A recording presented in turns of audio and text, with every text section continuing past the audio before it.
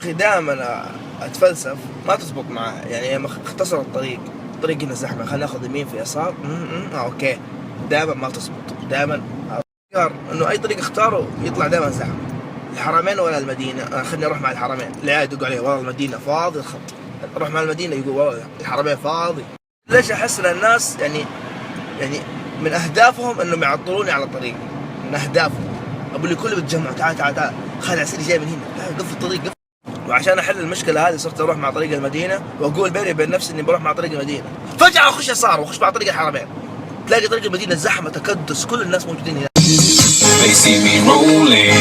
اعطيكم اشياء فيها انا اسوقها على نفسي. اعطيكم حاجه ثانيه، يعني مثلا لو ابغى انام وما يجيني نوم، انا امس احاول انام ماني قادر، فايش سويت؟ نفسي اني انا ابغى اسهر واخذت قهوه وسويت القهوه وجيت جلست وفجاه افك كتاب الرياضيات صرت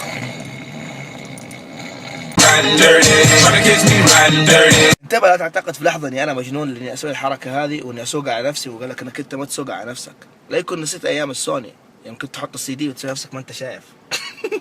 نحن نحتاج الحركه هذه، نحتاج نسوق على نفسنا لانه من جد قاعد تزبط معانا يا جماعه. يعني من لو اشغل السي دي ما يشتغل، اول ما اسوي نفسي بطلع من الغرفه واني ما ابغى يشتغل. فكرت تقطع الشارع تلاقي السيارات فف فف فف، ما عندك تمشي، بس نفسك بطلت تلاقي السيارات كذا توقفون يستنوك تمشي، اول ما تبغى تمشي. انا متاكد انه كل اللي يتابعوني مأيدين على الكلام هذا، انه من تسوق على نفسك امورك تزبط. اذا انت ما تصدقني طب جرب، انت لو راتبك ينزل يوم 25 جرب في يوم 4 قول يا اخي احس اني ما احتاج راتب، طيط تم ايداع راتب جديد. دائما سوي نفسك ما تبغى، اذا سويت نفسك تبغى يا اخي نفسي في راتب وانت عندك 20,000 فجاه تجيك مخالفات ويصير لك حادث وتكلف 25,000. لو انك ما تبغى تداوم بكره سوي نفسك تبغى تداوم بكره، قول يا اخي احس نفسي مفتوحه للدراسه بكره، نفسي اداوم، فجاه ينزل لك مطر، سيول، يمنعون الدراسه، سكليف ينزل لك وكذا. جد ترى من جد ما يعجبني الايفون 6، انا مره جوالي عاجبني ايفون 5 واو ترى مره بطل، ترى كذا فله شاشه صغيره، ما ابغى جوال كبير ما يعني.